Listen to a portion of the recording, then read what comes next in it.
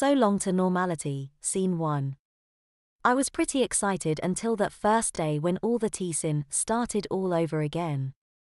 I had not even made it off the bus that first morning and my pants were wet. Normally if that stuff happened at my old school, I had a change of clothes in my backpack plus Ma had given the school nurse at my old school a bunch of undershorts and long pants for emergencies. Since it was my first day at a new school and I didn't want anyone knowing about my problem, I decided not to put any dry pants or undershorts in my backpack, and Ma had not gone to my new school yet to see the nurse there and give her some clothes for emergencies.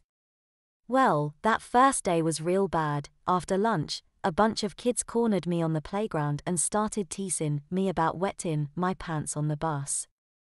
They kept calling me a baby and telling me to suck on my thumb like a little baby.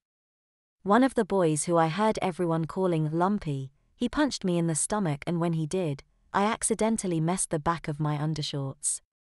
What was worse was that it was loud enough that everyone knew it happened and started laughing and telling everyone on the playground what I did. My dad had to drive all the way to my new school just to bring me clean undershorts and pants. I wanted to go home so bad, but he would not let me. He made me stay for the rest of the day, and everyone then got to keep teasing me until the end of the day. The ride home on the bus was the worst. No one would let me sit down anywhere, and I ended up having to sit all the way in the back by myself. When the bus finally got to where I was supposed to get off to walk the rest of the way, I got up and started walking to the front, but someone tripped me and I fell and hit my mouth on the edge of one of them seats. When I got up, I seen that the front of my pants was wet, so I ran off the bus and kept running all the way home and went right to my room, which I share with my other brothers. I stayed in my room crying until my sister Connie came looking for me, cause I had not done any of my chores after school. At first, she was mad at me for not taking care of the chickens or seeing that the cows were watered, but then she seen my busted lip and all the blood on my pillow, and boy did she explode. I told her what happened and how Lumpy had punched me in the stomach and made me mess my undershorts. I also told her how Pa had to bring me some clean undershorts and pants and about what happened on the bus.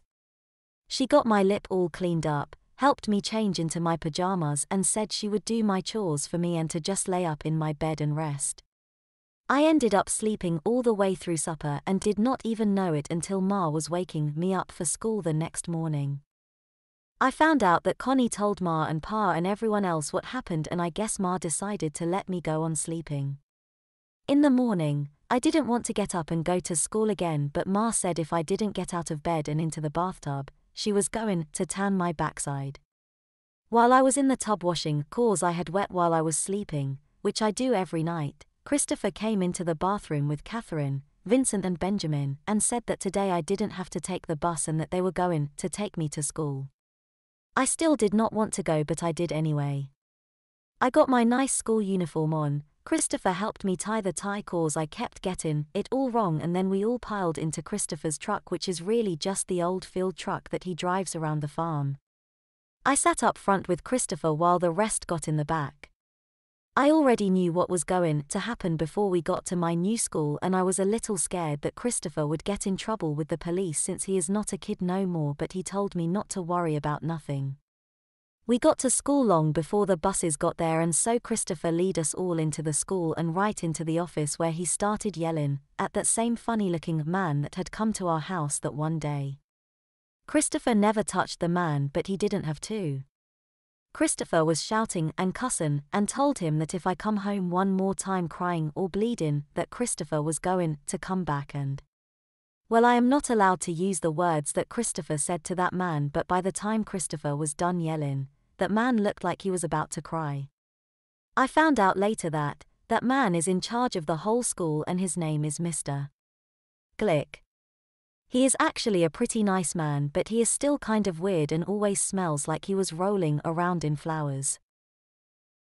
Catherine gave the school nurse a big paper bag full of clean undershorts and pants for me, and when Christopher, Catherine, and me turned to leave, Vincent and Benjamin were not there.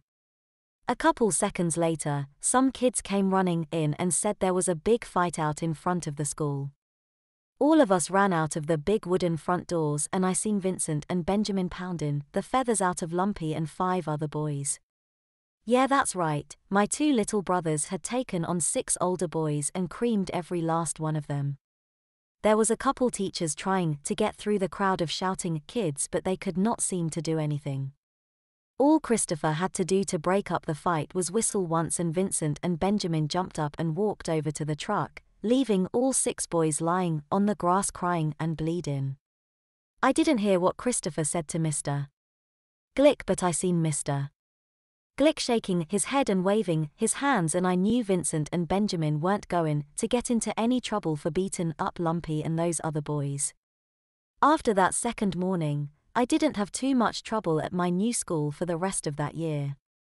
Well, once in a while someone would see I had wet my pants in class or on the bus and they would laugh, but all I had to do was whisper back that the next day they better be ready for a beating, 'cause I was bringing my brothers to school and that would shut them up. I really only had to have Christopher drive Vincent and Benjamin to school one other morning, and they didn't even have to do nothing. Soon as Mr. Glick seen my brothers getting out of the truck with me, he came running over looking all worried and scared. Christopher told the man the names of the 3 boys that had been picking on me the day before, and as soon as the buses started pulling up in front of the school, Mr.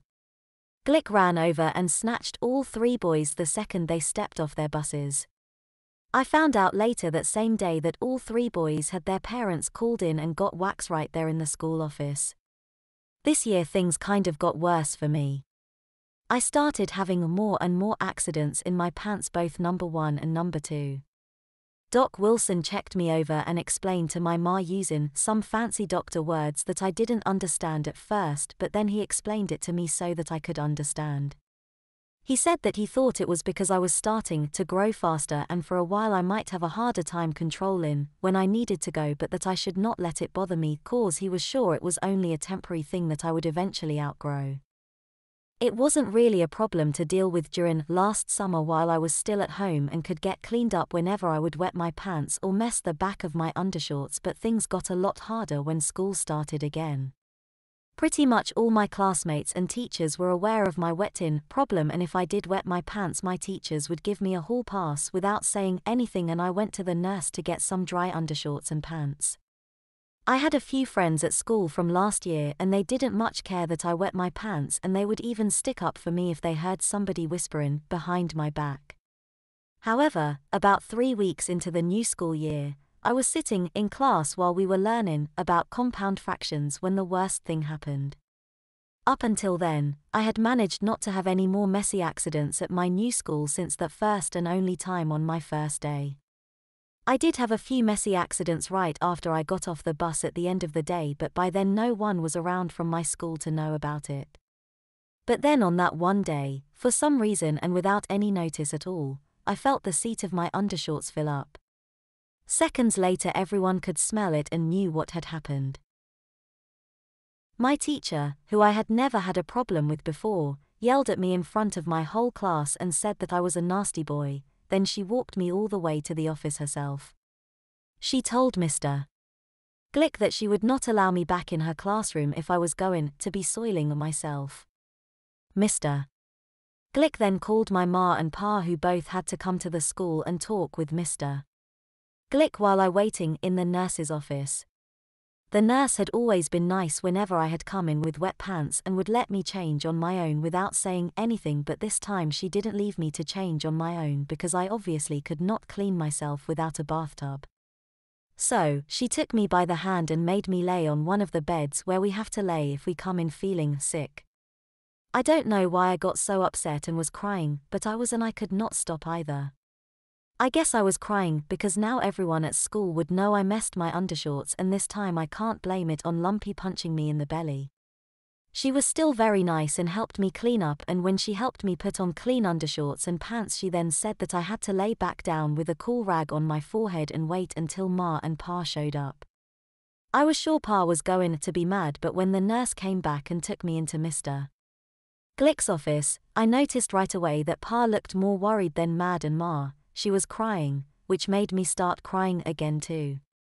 I didn't have to stay at school that time.